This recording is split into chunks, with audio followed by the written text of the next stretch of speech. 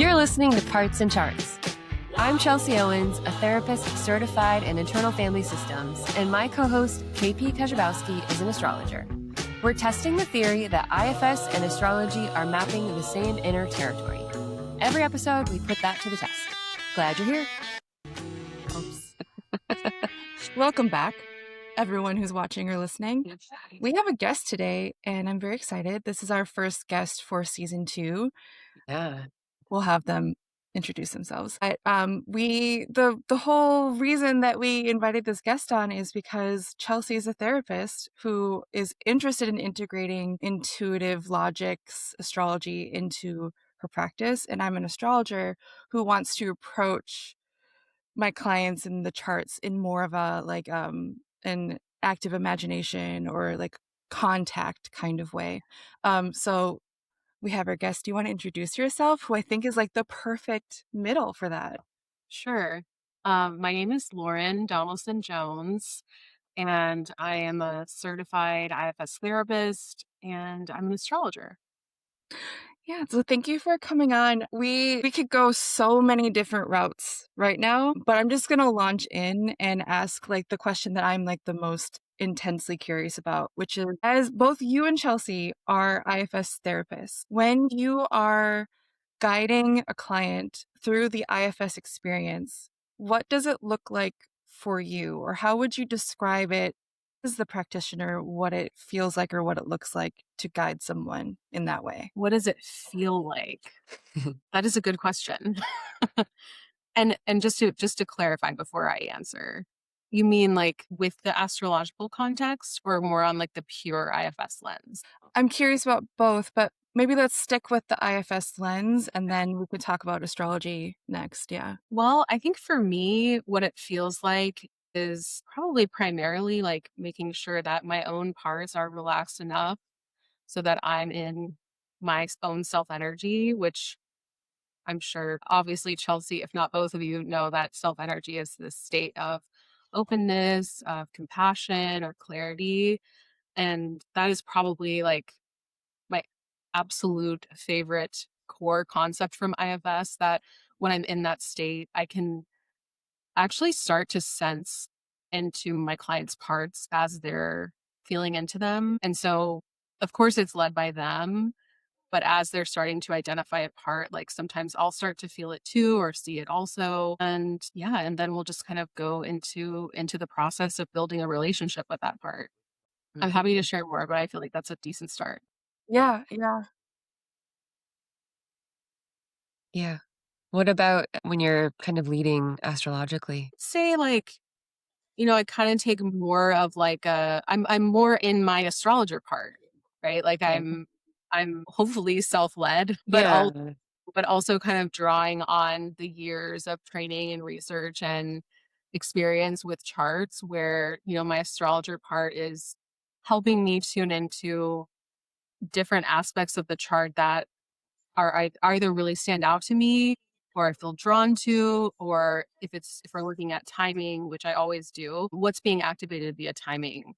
Because that's one of my favorite parts about bringing in astrology is like, yes, the natal chart, but also like what's alive right now, like what's being activated right now and kind of pushed to the forefront. And then in the IFS lens, like what parts is that bringing up? Yeah. Mhm. Can you Yeah. give an example of what you mean? What's like alive right now? Like what's one example of that? Yeah. So let's say that Pluto's squaring your moon. I'm using that example because that's what's happening to me right now. Mm. Going to bring up some really deep core stuff that is maybe harder to get at when we don't have the influence of Pluto, right? Because as those of us that understand astrology know, Pluto is not going to square everyone's moon. And if it does square your moon, it's a once in a lifetime transit. And so there are unique parts that will come up during that time. But when we can frame it in the astrological context, it helps my system to just be like, okay, like it's not forever. Pluto's not going to be in a hard aspect to my moon for the rest of my life. And I can kind of go into my sessions, like my own personal sessions for healing work with that context and expect that I'm going to be excavating some deep stuff during this time. Yeah. Mhm. And how long do you feel that transit would be making this effect? Because Pluto moves really slow. I was curious because it's such a long transit, like, how do you personally work with that? That's probably very different for a client because you would be checking in with them, maybe? But for Sure. you, yeah.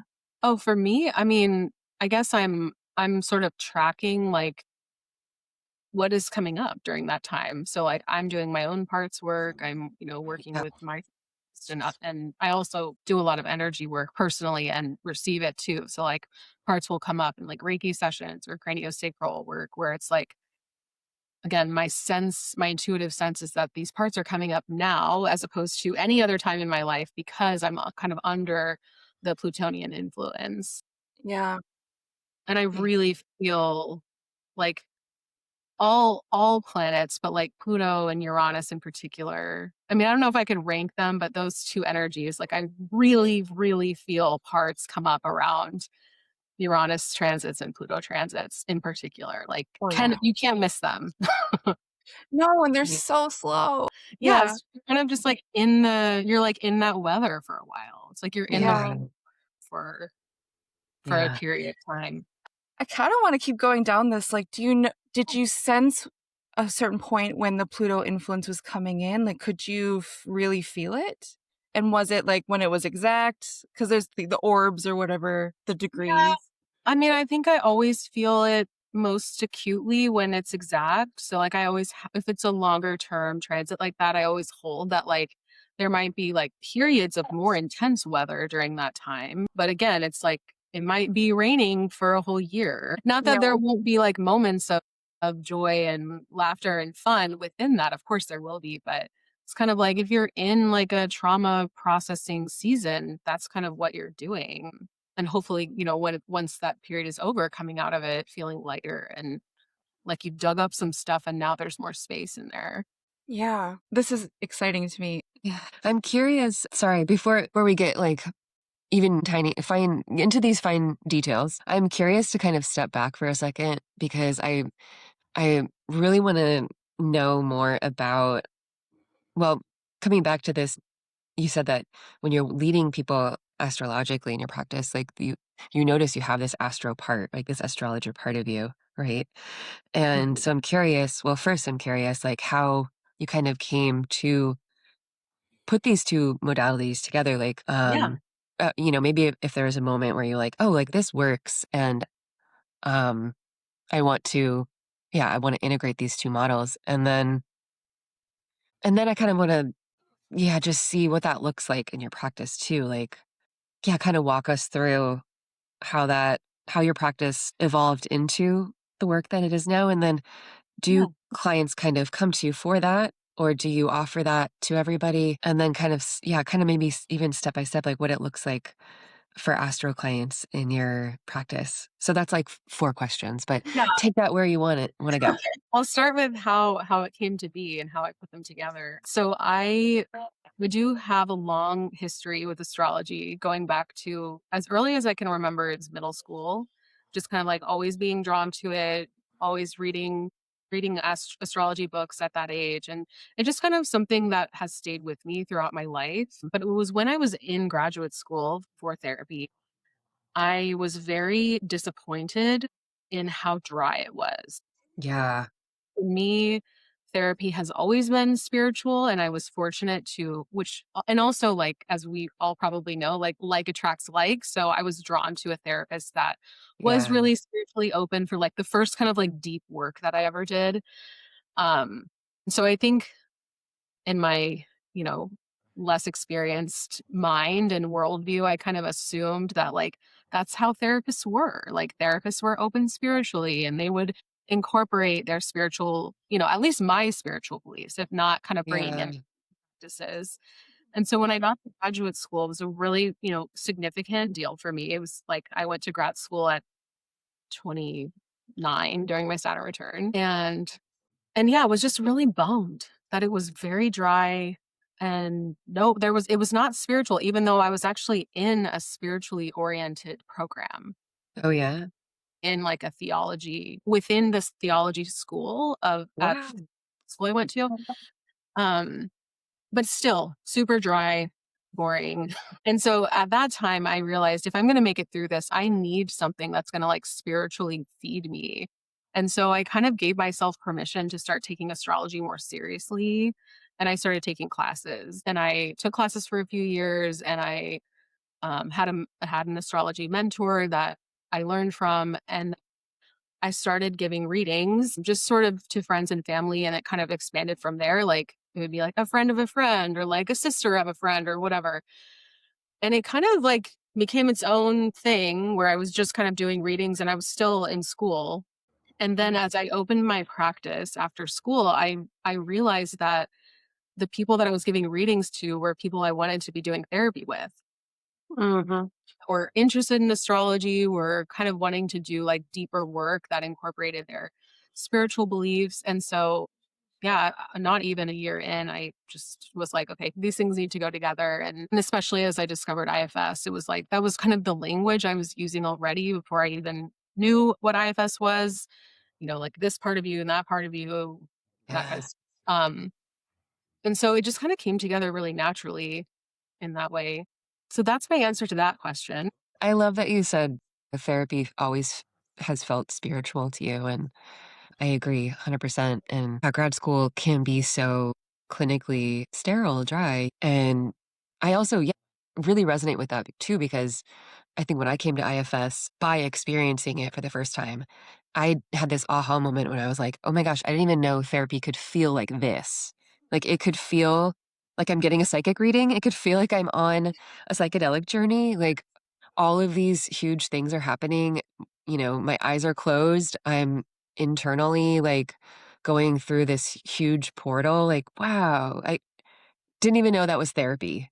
Grad school didn't tell me that. So yeah, I really, yeah, I hear everything in that. And it's like coming to that just feels like I'm so glad we found that, because otherwise, I don't know about you, but I probably would be burned out by now.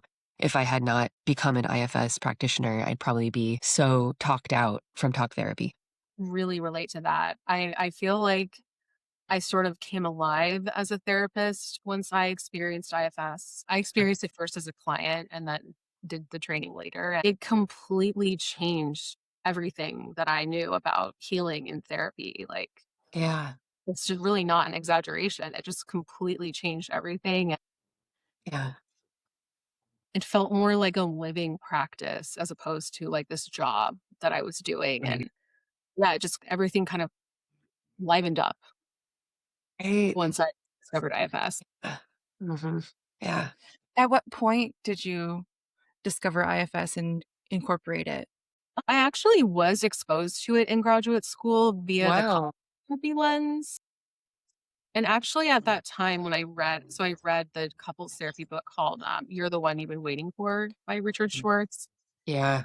Didn't really land, to be honest, at the time. Like, I wanted it to land, but it was just like, I couldn't get around all the terminology, the firefighters and the managers, and all, like, oh, like just Yeah. it wasn't landing. And then in 2020, I had a friend slash colleague. I was looking for a new therapist, and she was like, "I really feel like you would like IFS." She was like, "It's very spiritual," and I was like, "Really? Like I've never heard."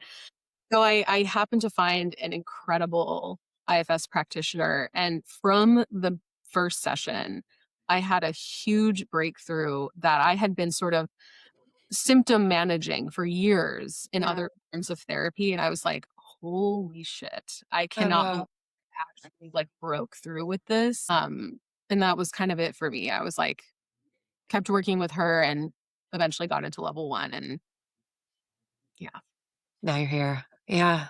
Amazing. So, yeah. So, has it been a while since you've been integrating both practices in your private practice now? Yeah, I'm like rounding out 5 years. Wow. Cool. Yeah. And yeah, do you want to speak more about just how people find you now? And do you get a lot of people coming to you for astrology, or that blend? And yeah, how you navigate all of that? I would say at this point, most of my clients are interested in incorporating astrology.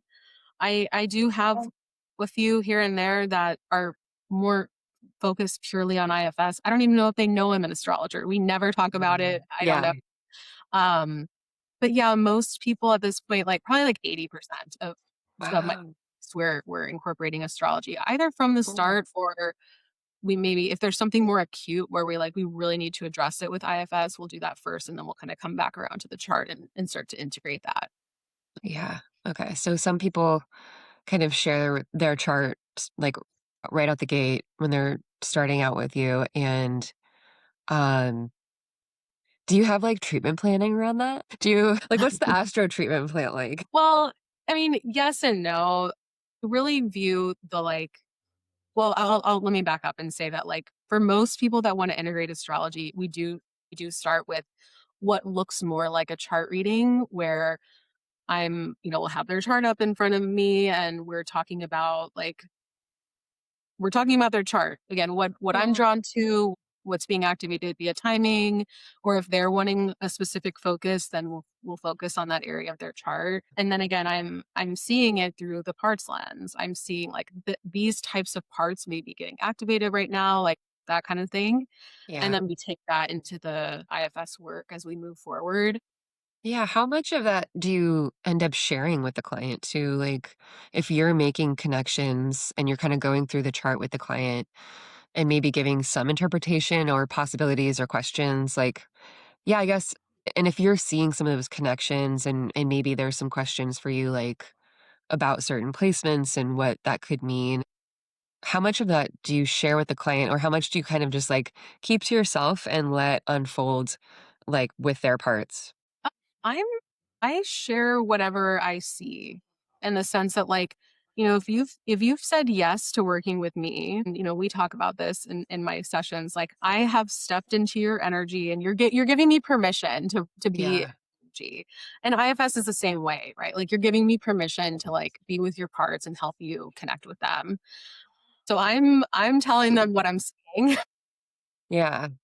Also, we can only go over so much in an hour. And so it's Yeah. not like every single little piece of your chart is going to be revealed in one reading or one Yeah. session.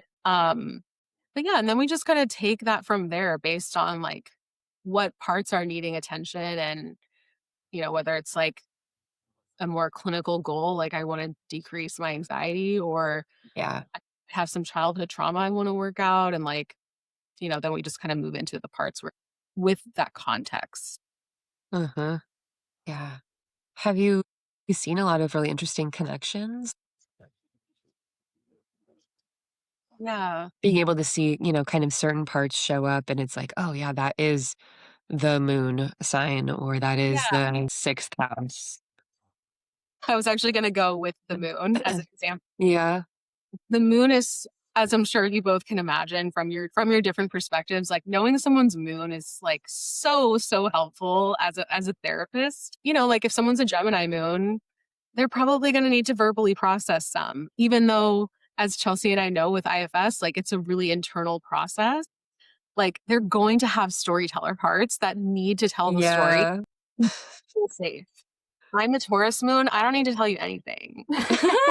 It's all in here. Like I don't need you to know the story. In fact, probably don't want you to know the story.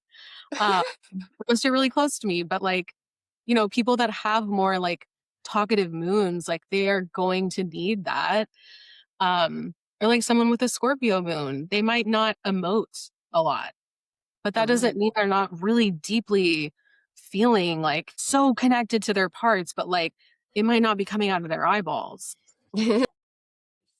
So yeah, I hope I answered that. But that's one way that I see that in Yeah. combining them. Yeah, I mean, through this process of doing the pod, we've been trying to make a lot of connections or it, I don't know what's going to end up from all of that, right? Because I think it's so complex. Like we can't really say like, oh, the moon is an exile or I don't know, or Yes. maybe we can. I don't know. It's so fluid. It is fluid. It is fluid. And it's can the moon hold exiled parts? Absolutely. Totally. 100%. Of course it can. And could a Gemini moon be fully functioning and talkative and fun and flirty with no Phone burning? manager. Yeah. Yeah. The moon doesn't have to be burdened, especially if you've done a lot Right. around that. Exactly. I know. Right. Yeah. Mm-hmm. Yeah. I'm a Leo moon, so I just need a stage. I need a stage and a microphone. Just kidding. What were we gonna say, Well, Pete? KP? I was just curious, like, do parts show up as like places in the chart, or is it always a planet? Is it is it a midpoint? Is it just anything that you can see that's data? yeah. The houses absolutely play a role. Like, wow. Yes. I think one good example is like, I have somebody that's a fourth house Leo sun. So like she is like bright and shiny and draws people to her, but she's also like has very deep introspective parts and like doesn't always feel like a Leo, or like has parts that like being seen and parts that are like also please don't talk to me and like leave me Uh, alone. yeah. And so in that way, when like the house and the sign and the planet and whatever, when there's like a little bit of like conflict there, we can see conflicting parts. Like part of me wants this, part of me wants that. Yeah. That piece is often very much reflected in the chart, where the planet is, and what's Yeah. aspecting it and all that. Yeah. It's fascinating you have an angular moon and sun then? Like first house moon, fourth house sun? Is that what you said? Oh, not me. I don't. Yeah. I have an angular moon, but yeah, no, Okay. that's an example. Yeah. Okay, gotcha. Okay. I was thinking about the interplay then, but that's not true. When you're So like, go, sorry. When you're like when you're like doing insight work, mm, then are you kind of, and maybe I already know the answer to this question, but you're sometimes are people kind of even going into insight work already knowing they want to work with a certain placement? Like I want to work with, you know, yeah, my Venus in this, like something's going on here. And then you're kind of like starting off from that point doing insight work, or does it kind of, yeah, how do you notice that showing up? I would say like most of the time it's a little bit more fluid than that. But like Yeah. let's say in the chart we have talked about like Venus themes around like people pleasing or Yeah. relationships or sexuality or whatever. Then like yeah, we might then go look at parts that are connected to that because we've been kind of conjuring it up. Yeah. Right. I Yeah. always like trust, my intuition too, that like if I'm drawn to someone's Venus, if it's speaking to me or like yelling at me to like notice it, then like there's Right. probably parts in there that need attention and tending to. Yeah. Hmm. Yeah. And yeah, I guess I think a part of me wants to a part of me is so aware of like not having an agenda, right? When, as we're told in IFS, and I'm I sound snarky. I'm putting it in air quotes, but like, and it's a good thing, to not have an agenda. We're going into this just like completely letting something unfold with Mhm. clients, but there's always like a little bit of an underlying agenda because we're trying to heal. We're trying to like help and heal parts. So yeah, I guess maybe a part of me that like maybe wants to do more astrologically focused work is like worried that I'm having too much of an agenda Mhm. going into it. Yet it's all just like information, data, knowledge, and we can have all of that um, and still not have an agenda or just go into it with pure curiosity and see where the client's parts take us. Yeah. I think that's exactly how I hold it. Is like I'm just coming in with curiosity. I'm curious about this fourth house Leo sun and how that shows up for someone. And I'm curious Yeah. about how's the Uranus conjoined your sun going? Are you noticing wanting to break out of anything? Are there parts that have feelings about that? So I'm not like Yeah. saying this is definitely what's happening for you. Yeah. Just curious, like Yeah. how's it feeling in your Pluto transit? Yeah. Yeah. You're never going to be in a relationship. How does that feel? There- Relationships are always going to be terrible for you. Do you feel that? Yeah. Oof. do you have your clients' charts like at the ready when you're in session? Or is it kind of in your head? No, I don't. Unless we're doing a like a more focused session like that, where again, more like the first session that we have together. I do have this weird, probably like neurodivergent talent of like being able to see someone's chart in my mind once they've Nice. it's a very strange talent. I don't know how I came about that. So once I've like kind of been in someone's energy, I can pretty much remember their chart. Cool. But it's really like if someone is, I know I keep using the Gemini moon example, is just so easy. But if like I'm really hearing a storyteller part, and then I might just recall like, okay, this person has a Gemini moon. I might give more spaciousness to a storyteller part in that case. Yeah. I'm just kind of like in the energy, not like it's not like in front of me, like on, like that. If that makes Yeah. sense.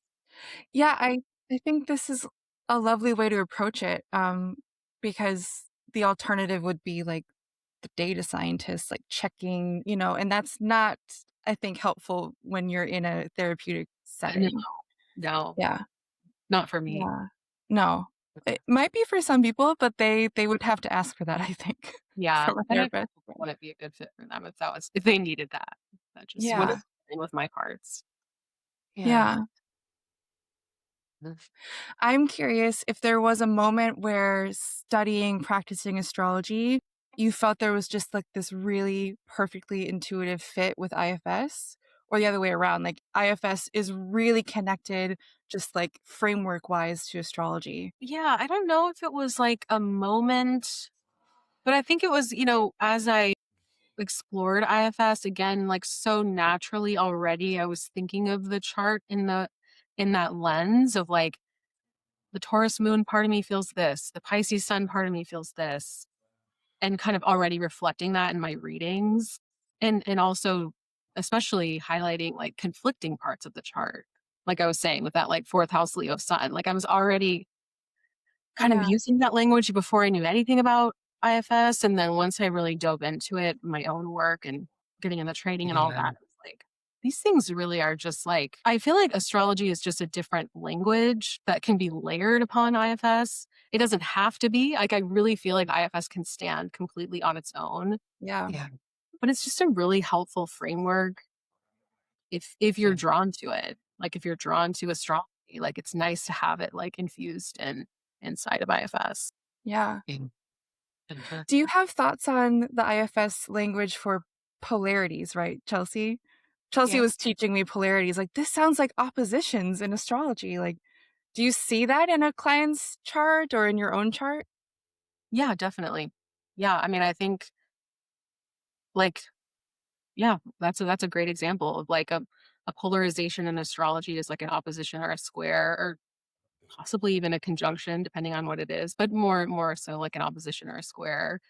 Um where it's like yeah, two different parts, two different planets that have like different agendas or like I don't know what tradition you study KP, but like I lean like Hellenistic traditional. Like, yeah, so like planets in fall or detriment, it's like there can be polarizations within that where it's like it's Venus, so it wants relationship, but then it's Venus in Aries. So it's like Yeah. a very different relationship expression than Oh, uh, oh, there yeah. could be Yeah. conflicting parts within even just the same planet, no matter where it is. That's helpful to mention as well. I have my son's in fall, right? Yeah, fall. And I feel that. And it's also in the 10th house. So it's like, I don't want to be perceived or like not so Oh, holy. So that's helpful to hear like, yeah, it can be just one planet who's in a difficult place or a difficult moment. That's oof. something to think about. And I would just want to add to that too that one of the things I love so deeply about IFS and bringing these two together is like when we come into relationship with these parts and they have experienced healing and they become more self-led, it's like then the planet in fall or detriment is not such a big deal. It's like I can hold Yeah. that like, yeah, I'm meant to be seen. I have a 10th house sun. And also it might look different than Yeah. 10th house Leo sun. Like it Yeah. might look and feel different. But when I'm in relationship with it and there's connection, there's a lot more like flow and acceptance and ease with that. Yeah. Yeah. That makes me like curious. Just, if some of these like difficult placements, we'll say difficult, or maybe burdened, right? That if they're healed, if they're unburdened, that can kind of free up that feeling that sometimes I notice inside of me, inside of everybody, when we're talking about astrological placements or transits, where it can be like, oh, I know this is going to be a hard thing. This is going to be a hard place. Like, there's a real story that people can like tell themselves about something that's happening astrologically, even anticipation of it, already Mhm. like setting themselves up for something terrible. And it's like, it's a little predictive, I guess, or prophetic, but it may not happen that way. Or like there's parts around like what that is or what that means, right? That are just feeling the weight of that or feeling anxious or hearing other stories about what, just making meaning of whatever they're hearing about. And it may not even be true for them or those parts. But I mean the feeling that the parts are having about that or the anxiety or the anticipation, like that's real. So like unburdening that too, right? Like I guess, yeah, does that come up a lot? Yes, that is a huge part of the work, especially in like the more ongoing work where it's like, okay, let's say we know the chart pretty well. We know some of the kind of like innate natal parts that we have. Like with the Mercury retrograde we just had. If Yeah, someone is interested in astrology, chances are they're following several astrologers and we shitty. all have really different takes, right? Yeah. Some astrologers are in their fearful parts. Uh-huh. You Totally. can Feel feel Totally. them. fearful tone that they present with Yeah. Mercury retrograde or whatever. And it's like, I don't know about you all, but this was one of the richest Mercury retrogrades I've ever had. Um, Sweet. I know it That's was nice. really sweet. It wasn't like it wasn't chaotic and messy. It was really deep, like internal work. And I Ooh, think we could expect from a Mercury retrograde in Pisces. But like, I think one of the reasons I love bringing in the IFS to astrology is like we don't have control over what the astrology does, but we can have a sense what to maybe expect. But then with the IFS, we can just meet the parts that come up Yeah. with hopefully curiosity and compassion. And like when it's something really intense like that Mars Uranus conjunction that's coming up this summer, like every astrologer is going to be talking about that. Yeah. There are parts of me that are a little worried. And also, like, I can't do anything about it, but what I can yeah. do is like be with my parts and help them with their anxiety and help Yeah. them come into relationship with me. So at least they're not just like out on their own, like lonely and afraid. Yeah, that's right. Yeah. Yeah. I really like that you brought that up because it is it's a really it's a headliner. Mhm. And it's two planets that bring change, if we're going to use a very neutral word. And I'm feeling it. Like, should I get solar panels? Like that kind of like, do I need to be a doomsday prepper? No, I need to do my breath work, check in with my parts. Yeah. Yeah. Yeah, like I'm probably gonna lay low for the 4th of July. Yeah. That doesn't mean I don't need to go into like prepper mode. But like, am Yeah. I be out partying? I wouldn't do that anyway because I don't do that. No, just like understanding the weather and helping my parts like through the weather. Yeah. Yeah. Yeah. So there's like the practical elements, like maybe don't go on a 14-hour drive that day. Sure. And then there's the IFS part, which is like, well, why do you want to go on a 14-hour drive when you know that there's potentially some astro weather that could be knows where? Yeah, I'm feeling really inspired. Chelsea says like, you just wait, you're gonna get IFS certified someday. It's like, okay, I support that fully. I Yeah. believe in it. Is there something that you want to share about? I'm thinking about like traditions and how there's the people who stick to one tradition, they go deep, they do not go outside of the bounds, and there's virtue in that, if we want to use the word virtue. And then there's the people who cross pollinate traditions. Well, like I think you can tell is our preference, I guess, but like do you have opinions on that? Do you have people talking about like pick a lane kind of stuff in your Oh, life? If they are, they're not saying it to my face. No. it's good. Um, but I feel like, IFS, although the framework it is an original framework, going inside and meeting our inner world with compassion and curiosity is not trademarkable Yeah. It is available to everyone, whether you are in IFS therapy or you're an IFS therapist, like that is available to all. I believe that. And kind of similar to the planets where it's like nobody owns the planets. If they speak to you, if you connect with them, like then that's for you and they're available Yeah. to.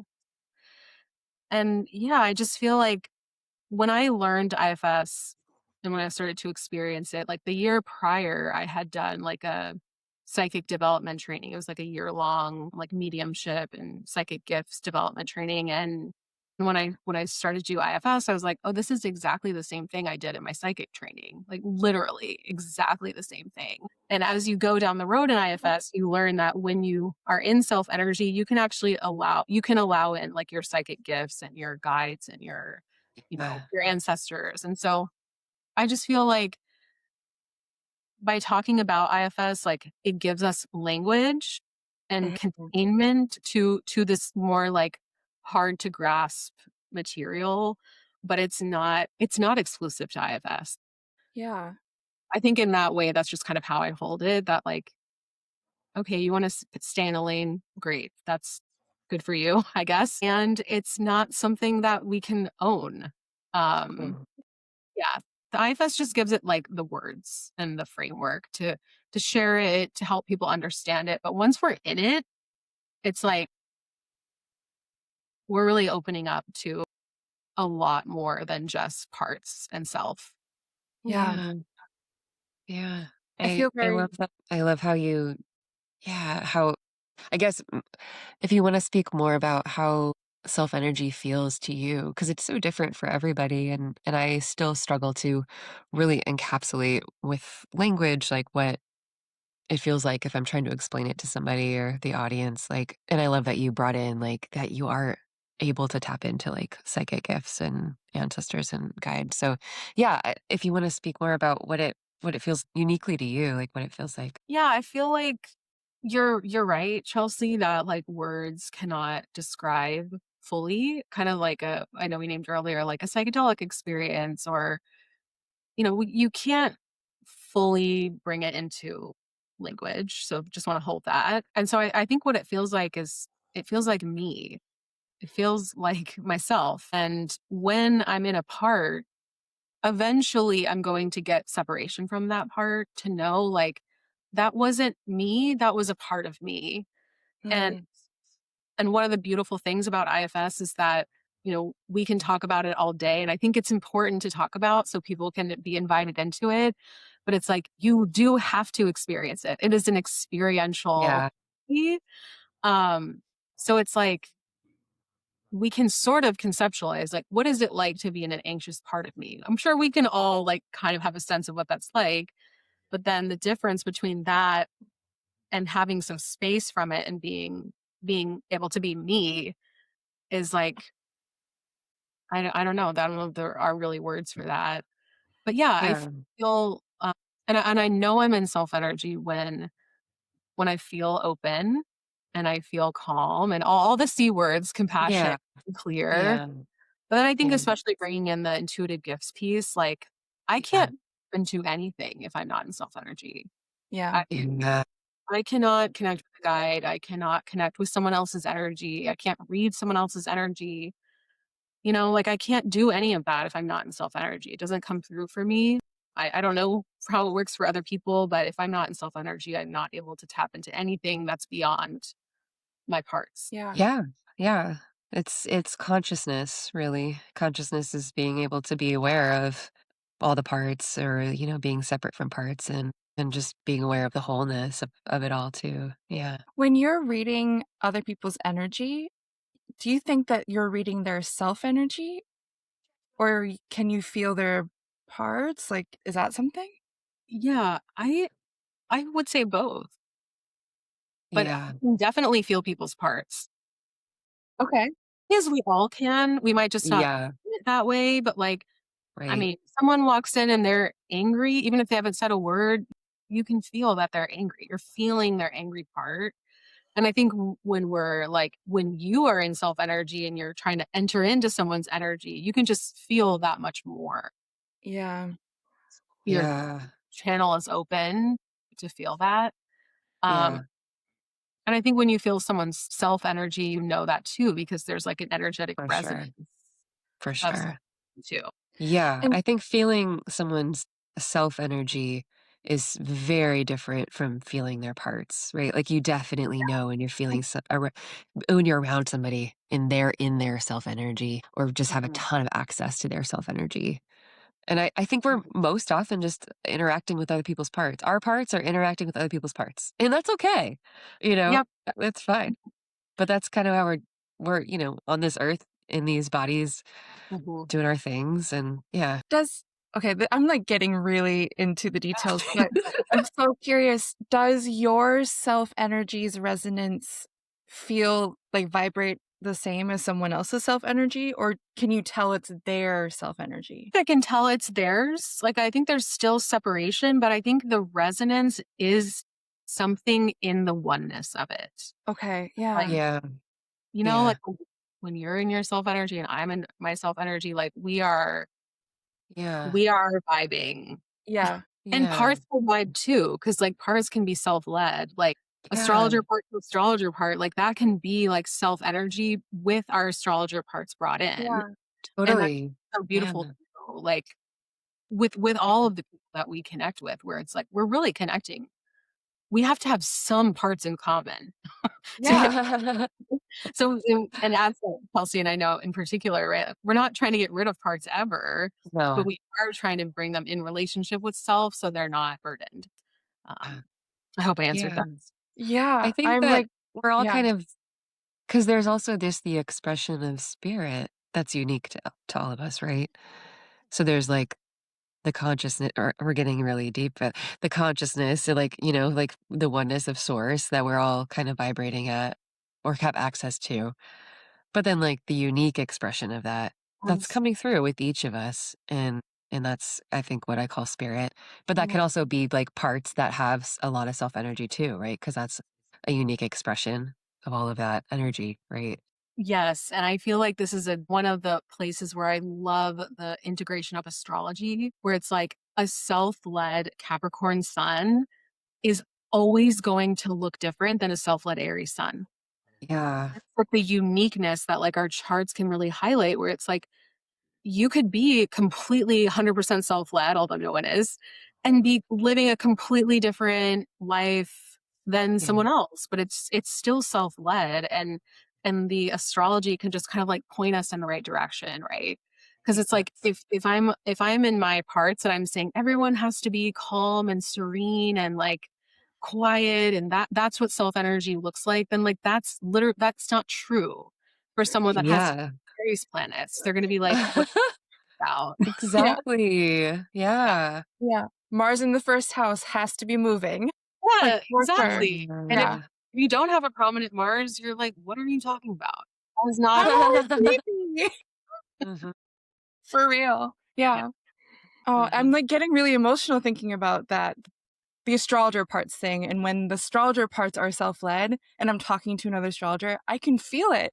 Hmm. I can feel like when there's the curiosity, when there's the openness, like what if? Yeah. And I'm sure, well, I'll just speak for myself, and maybe you've had this experience of talking to another astrologer who's not self-led, and they're Yeah. saying right, and they don't leave room for like this house system or that house system, or like it has to be the North Node definitely means this. And it's like, none of us really know. Right. Yeah. Like, I have a house system that I prefer, but like, I don't pretend to know that like that's the only house system that could Yeah. possibly be valid. Yeah. Uh, Yeah. yeah. There's a lot of parts in the astrology world, as I'm Oh, sure yeah. you There's a lot to talk about that topic because, like, what makes something valid is such a white supremacist European thought process or like Yeah. framework. Absolutely. That's a Yeah. whole different topic. And also, like, where do we find the authority in ourself? Like, if it's true that I feel this about a placement or a transit or something I've observed, that's what ancient astrologers said, like, Absolutely. that's the evidence, is what your self observed. There's one tradition, I forgot the name of it, where they require their new students to spend years without looking at any books and just observing the sky before they can even Ooh. look at like data. And I really resonate with that. I wish I had started that way because you really learn to know what Yeah. you're feeling. It's like Yeah. embodied knowledge versus like intellectual knowledge. Yeah. Mm, Yeah. yeah. Yeah. And it's difficult to get there, especially Mhm. when we're in these legacies. Is that the IFS word? Like the legacy systems of Yeah, thought, of ways of being that we're taught. Um, absolutely. Yeah. Lauren, are there some things that you've noticed?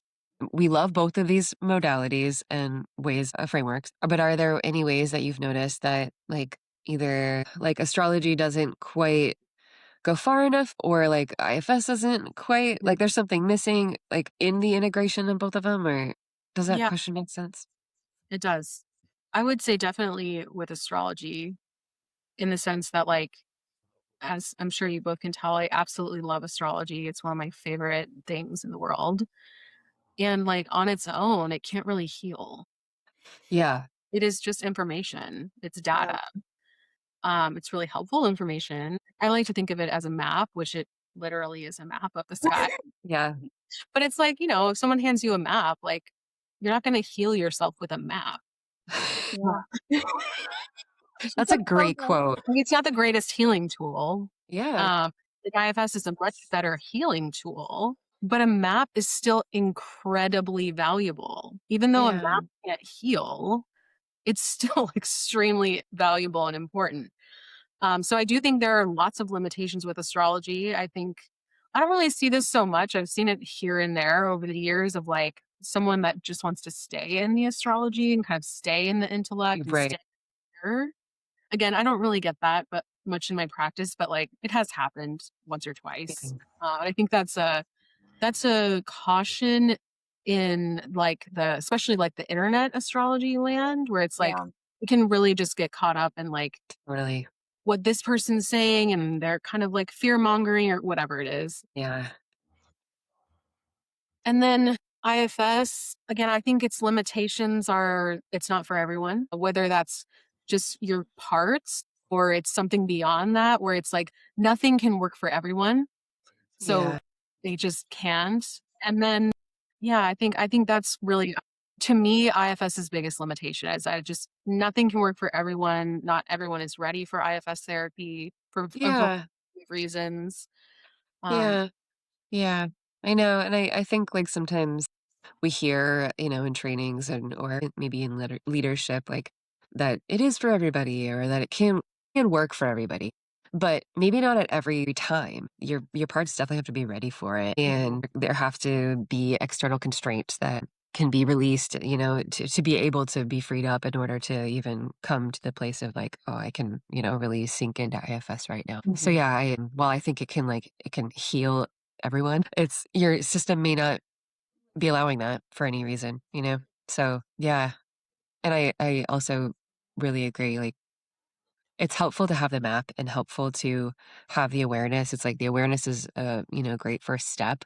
Yeah. But then where does it go? Right. It's like you can be aware of all this stuff, even with other, therapeutic modalities. It's like you could do, psychoanalytic theory forever and, go to therapy 4 times a week and have so much awareness, but you're just gonna go round and round in circles around what you're looking at without things kind of actually getting healed. And that's yeah, why I love IFS and how it brings in the healing portion and that kind of shamanic element Absolutely. from, yeah. So yeah, really agree. Do you want to talk to us about something coming up for you that is also connecting different modalities together? Like what I have coming up like in Yeah. my this yeah, sure. I am co-leading an IFS and plant medicine retreat. It's in September. Last year I offered an astrology workshop. That's kind of TBD if we're going to do that this year. Cool. Depending on how many repeats we have, um, we might do it on like a special topic or something like that. But yeah, this retreat's really special to me. I love plant medicine, psychedelics. They have been, aside from IFS and astrology, like those are like that's like number three. plant medicine has been so incredibly transformative and healing for me. And getting to do that in a space that, you know, we can settle in for a week together and do group process and individual work and be in Costa Rica on the beach. Oh, Yeah, so I'm really excited. And when at the time we're going, it's gonna be whale season. So we're gonna get Oh, whales from the beach where we are. And we just had such an incredible group last year. Like everyone got really close, and I just can't wait for the next one. yeah. amazing. What is it called? Like, how can we search for it? Oh, sure. Yeah. It's called the Embodied Self Energy Retreat Ooh, site, awesome. laurendonalstontherapy.com. Okay, check the Nice. show notes, everyone. That'll be in there. I want to And thank you so much for coming on. This has can I ask been one more Yeah. question? Yes. Yes. I'm like, are Sorry. we wrapping up? Mhm. Like, no, I'm not a yet. Capricorn rising.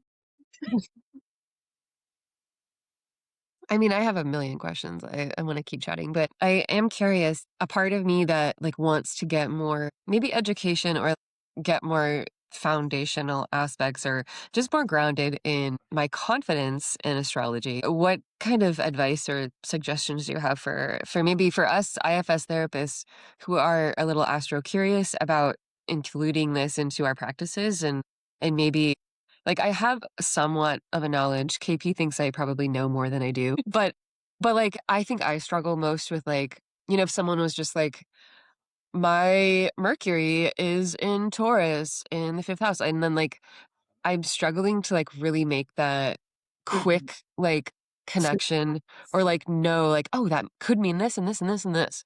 Yeah. And like, even having like a few like words or even like archetypes of like what each of these things could mean without jumping to too many interpretations. But what advice would you give to those of us who like want to learn more, who have a little bit of knowledge, but Yeah. yeah, what would you say to us? Say to find a teacher that you either your parts like, or you feel aligned with in your self energy. Like find someone that you feel drawn to learn from, and also holding like your own framework. Like, you can Yeah. take wisdom from someone and also hold the IFS framework, even if they don't. Yeah. Yeah, I'm actually just starting to get into teaching astrology a little bit. I've taught a What? few classes here and there, but I think it would be really cool to teach to IFS therapists. And Yeah. also just holding too that like astrology is a symbolic language, and it takes a while to learn a language, like it takes years to be fluent. And that doesn't mean that you can't use it or bring it in even before you're fluent, right? Like you can have like you can still have a dialogue if you're not 100% fluent. Yeah. Um, and I think also, like we were saying earlier, as long as you're holding curiosity, you're not saying like, this is what Mercury and Taurus in the fifth house means. You're saying like, here's some qualities of Taurus, here's some qualities of Mercury, here's some fifth house qualities. Like, how do these land for you?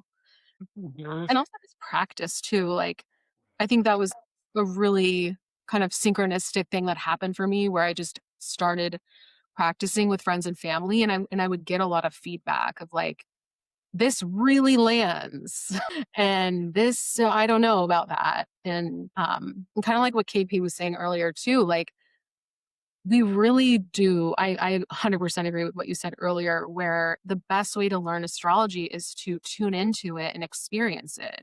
Like you don't really know what Uranus conjoining your moon means until it happens, Yeah. or until you have a Yeah. conversation with someone who's going through that. Yeah. Once you have that, you're like, then when you see it again, you're like, oh, I know that. Like Yeah. in 2020 with the Saturn Pluto conjunction, I wasn't really sure about that at the time, but now I'm like, oh, now I know what a Saturn Pluto conjunction feels like. Yeah. Yeah.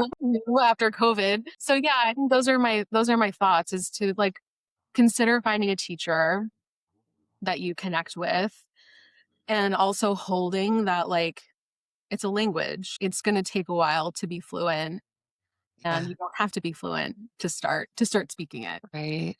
Yeah. Yeah. That's beautiful. Yeah. So I think I think, Lauren, you could just be like an IFS astrology supervisor or consultant I'm totally, and offer consultation to all of yeah. us, and we'll just bring you all of our cases and be like, what's going on? Tell That's me. Yeah, this was so good. Thank you so much for coming on this podcast. I can't wait to keep stalking you on the internet to see what you do next. Yeah. Yeah. Thank you I so much gotta, for having me. Like I said, like IFS and astrology is like my bread and butter. I could talk about it all day, and I love Yeah. talking about it. It's so yeah. fascinating and so fun. It's like it's the best of both worlds. Yeah. Yes. Oh, cool. Thank you.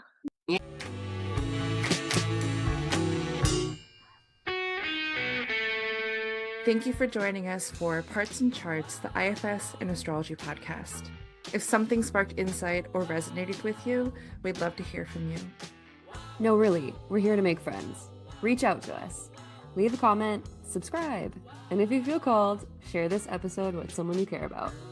Or, if you want to work with us one-on-one and go deeper with this work, check the link in the show notes for how to find us. Until next time, may all of you feel a part of the family.